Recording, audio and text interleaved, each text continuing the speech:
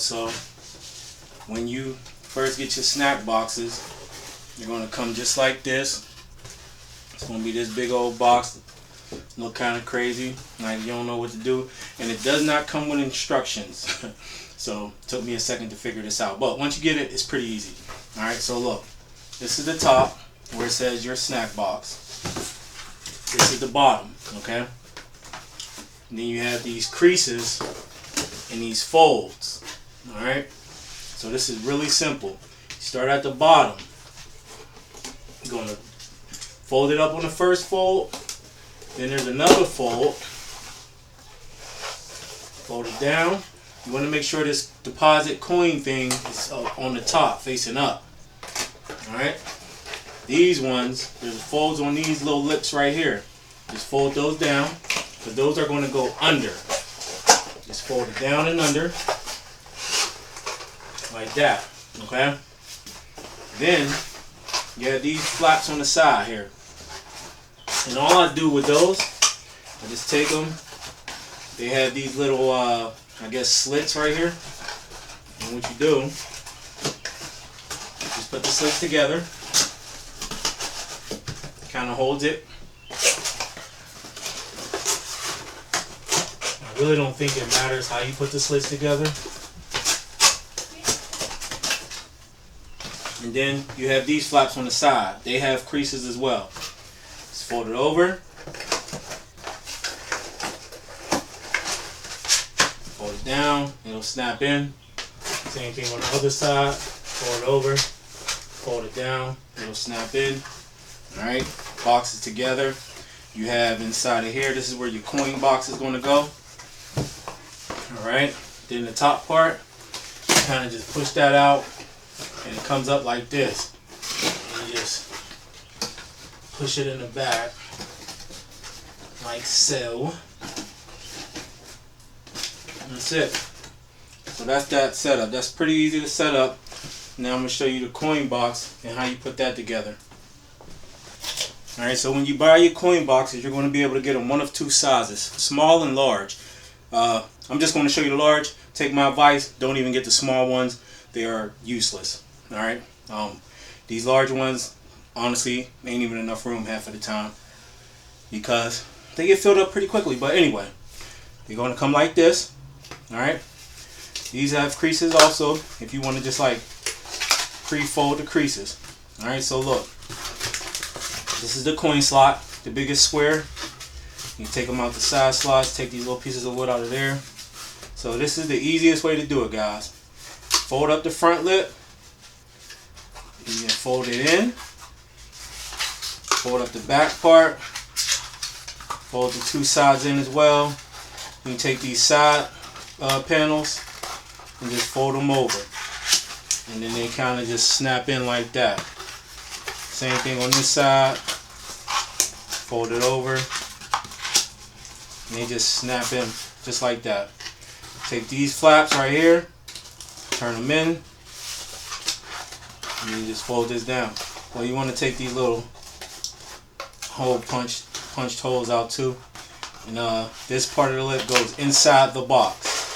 So now you should see that these holes will match up for the top lip and this front.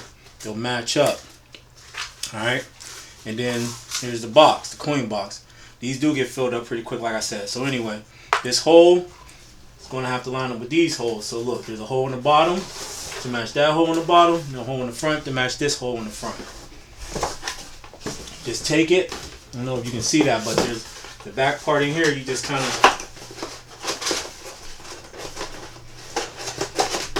slide it in. And make sure your coin box lines up. So let's see if I can show you that. You can see back there. Fits right back there. Make sure it's lined up in the front right here. And then when I put my zip ties in, I put them in through the bottom, pull them out through the top, and I just do it. You can do it any way you want. I mean, honestly, that really doesn't matter. And then this kind of flips back down, locks in like that. So that's that. And I usually put a little, I'm going to show you a finished box though. But anyway, that's how you put the box together. So then you have these little slots on the back, and then you have the slots in the front. All right, that's how you kind of put your dividers in, and you can set that up however you want. These dividers, I'm gonna give you guys some pros and cons later, but dividers come like this. They have two lines on them. You basically fold them. The part this right here goes in the back. This part goes in the front. Sometimes I gotta cut it just to make it fit right. Especially when you get the dividers that go where the coin box is at, it'll be too long, so you gotta cut it off. And then you'll just kind of put them in. And they go in kind of funny. This is one of the parts that I kind of don't like about the boxes. But anyway, they go in, and you can basically space them out however you want them. Like I said, you might have to cut it in the front when it gets near the box because it'll be too long. Power on. So I only use certain ones for that anyway. But you know, just put them in, and you can, depending on what you got in there, you'll just space those out and move them around. All right. So that's how you put together a snack box. I'm gonna show you one that I got together already because I need to take that to a location today. So give me a second. All right. So this is a snack box that I already have together. This is one of two snack boxes that's going to two different locations that I got to service today. But as you can see, I have a divider right here to separate these chips. I have a divider right here. I made this one whole big space. There's a divider here and here for the Slim Jims. Slim Jims sell good, man, and I charge 50 cents each for those. And then this last space is for more chips. And so I don't make everything $1. I started off like that, but I don't know. I just find it do better just switching it up. I have a sign on the back that says just check the please check each item for a price. So basically check the stickers. And so on the front of the chip, $75, $1, 50 cents for the Slim Jim, 75. So I mean, people ain't stupid, man. They know how to use the box. I got the NCCS sticker. I don't have these stickers on all my boxes, but on some of them. And usually I'll put a sticker on the top that has the Facebook page and everything like that, info on there. So that's set up and ready to go, guys. These boxes will average gross sales of anywhere from 20 to 40 bucks every week or two. Depends. It depends. You know, there's slower times when, you know, maybe it's a 3-week collection, you know, and it'd be about 30 or 40 bucks. But I like them because they do a lot better than the snack or the lollipop on their boxes. It's a little bit more work, but it's more money though. And you can get in some really nice places, man. Like I said, I get in the car lots, I get in the office buildings. I mean, pretty much anywhere where they kind of stuck there all day, might not be able to get out for lunch, man.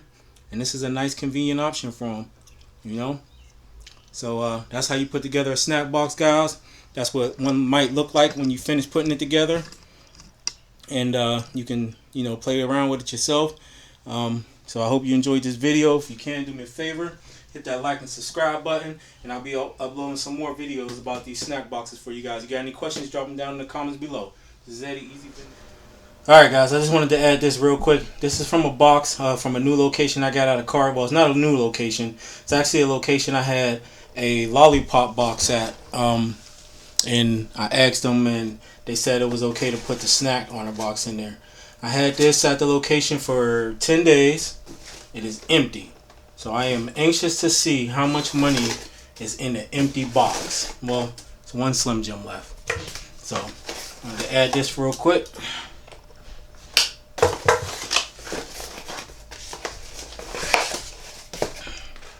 See what we got.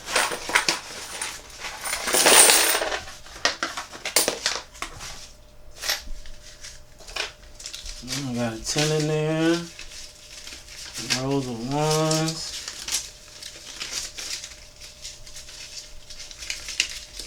And I actually had this location since I want to say March. And I just had the lollipop snack on the box there. You know, and I just asked them, hey, you know. And this place is like way out, way out. There's not a store probably for miles and miles. 5. It's not a store for miles and miles. And so those are the type of locations that I look for, where, you know, the nearest store or the nearest place to go to eat is a little distance away. People's busy and they got stuff to do. Might not necessarily have time. Those will be your best prospective locations for this type of thing right here, guys. So if you get into the Snack Arnold boxes, those are the places you want to look for. Now, I do have a box at a location or two that is near other stores and stuff, and it does pretty good. I mean, like I said, people get busy. They don't necessarily got time to get up and run across the street or do whatever, so they still use the box. You know, I just make my prices competitive. That's all. But prime locations are the ones that don't have anything anywhere near to where they are located at, because those are the places that are more eager to have a snack option. All right. So let's see how much we got.